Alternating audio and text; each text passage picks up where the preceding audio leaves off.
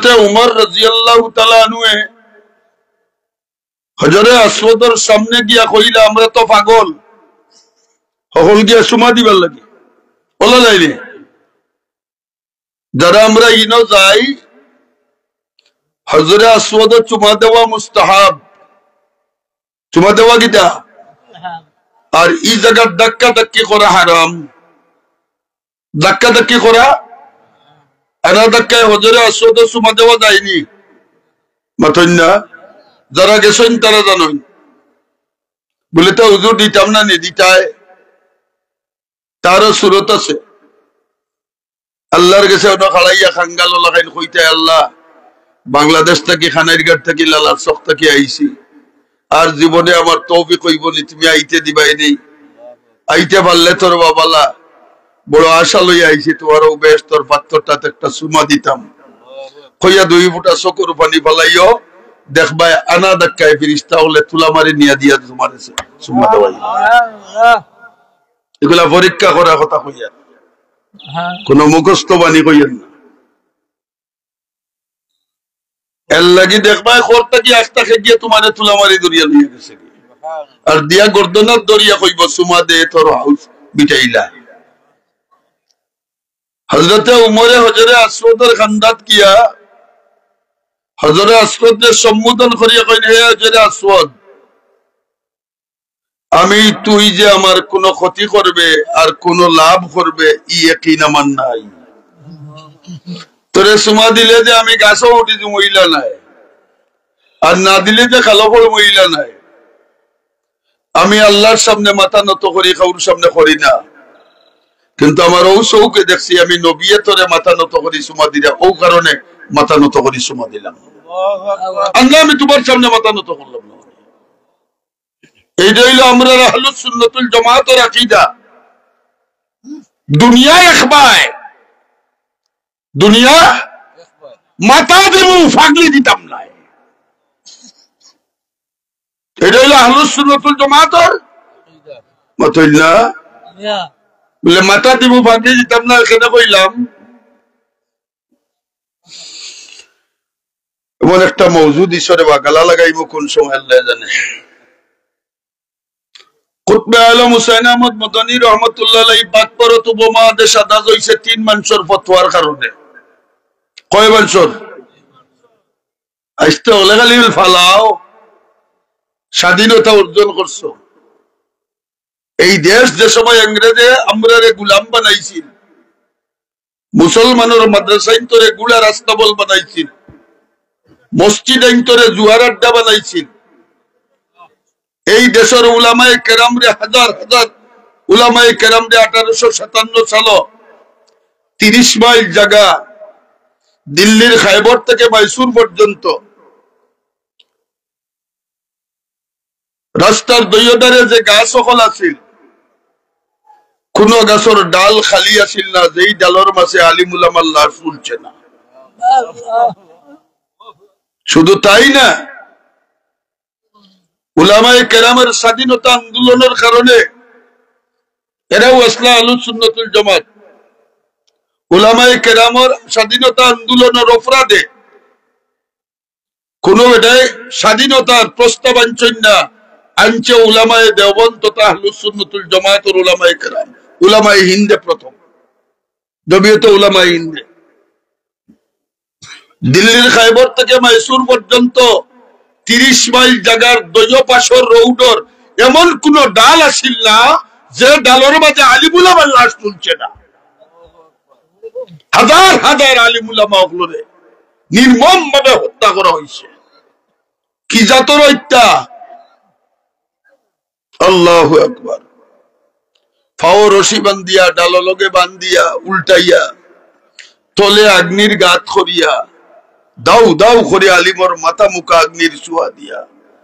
আগুনের তেজে আলিমর মাথার মগজ গলিয়া পড়ছে আলিম হলোর জুলুম বন্ধ হইছে না এই সময় শাহ আব্দুল আজিজ মুহাদ্দিসে দেহলভী রহমাতুল্লাহ আলাইহি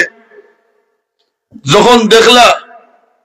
ই দেশ আর মুসলমানের অধীনে নাই মুঘল বাদশাহ হল ব্রিটিশের গোলামে পরিণত হইছে नामे शुधु बादशाह खामे इंग्रेज सर्वप्रथम फतवा दिला हजरत शाह अब्दुल अजीज मुहद्दिस देहलवी रहमतुल्लाह अलैहि देश रे दारुल हर्ब हইয়া शत्रु कबलित देश किता कबलित शेख मुजिबुद्दौला भाषण কইছলা যার যেটা আছে লইয়া বারই যাও পাকিস্তানের বিরুদ্ধে সেই সময় শাহ আব্দুল আজিজ মুহাদ্দিস দেহলভী ফতোয়া দিয়া কইছলা মুসলমান পাকিস্তান বাংলাদেশ ভারত তিন দেশ নেপাল ভুটান শ্রীলঙ্কা সকল দিয়া খানো আছিল এক দেশ আছিল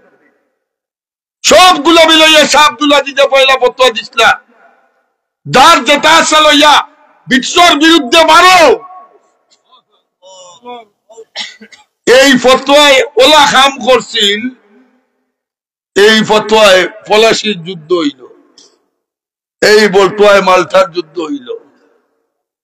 এই ফতোয়ায়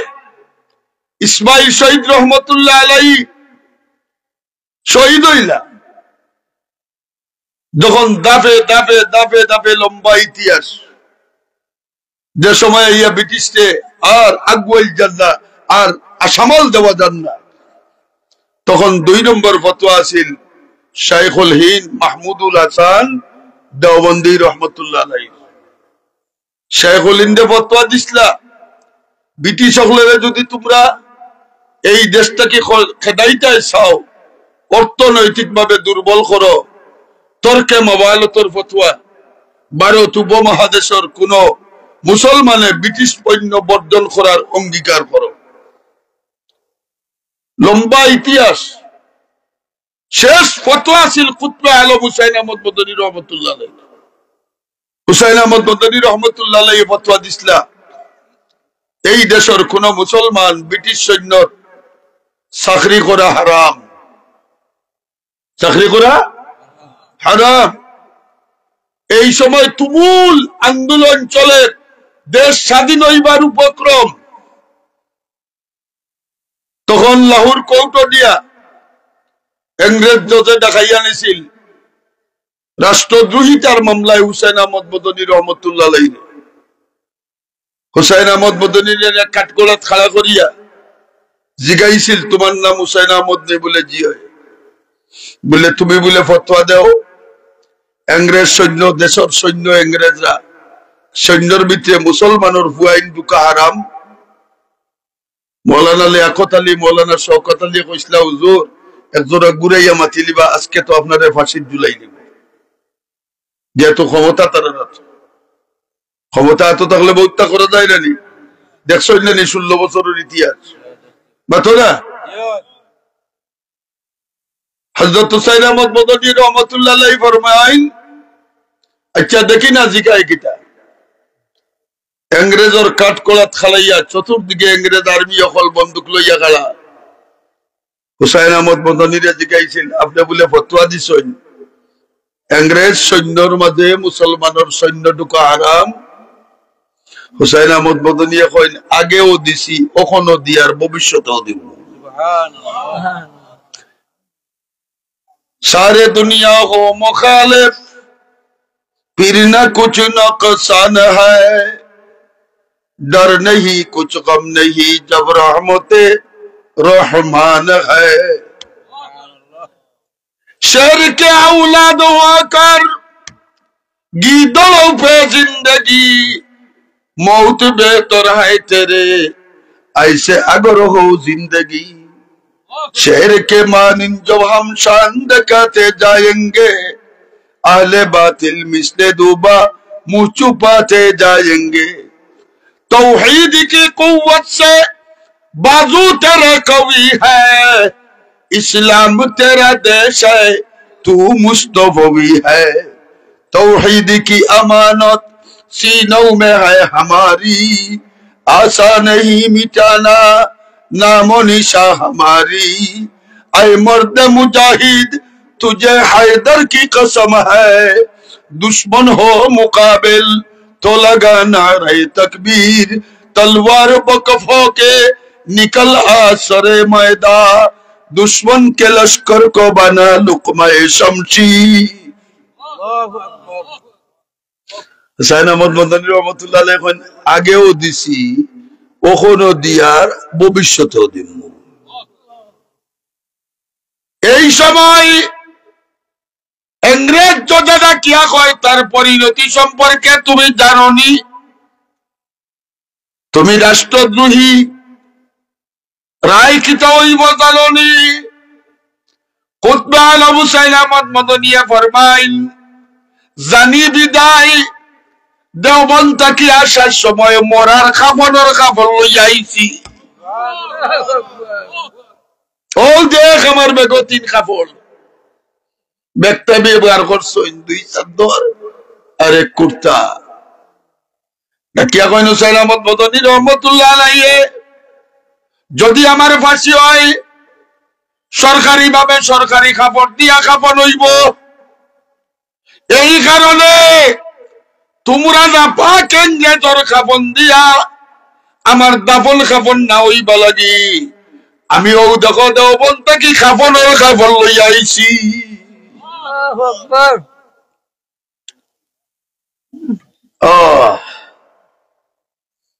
ইংরেজ জজে দেখে ই বেটা যে অত বড় সাহস, ই তো ইয়ালোর বাচ্চা নাই রে, আর এরে যদি ফাঁসি দেয় যে দেশের অবস্থা কি হইব। খালাস করে দিছে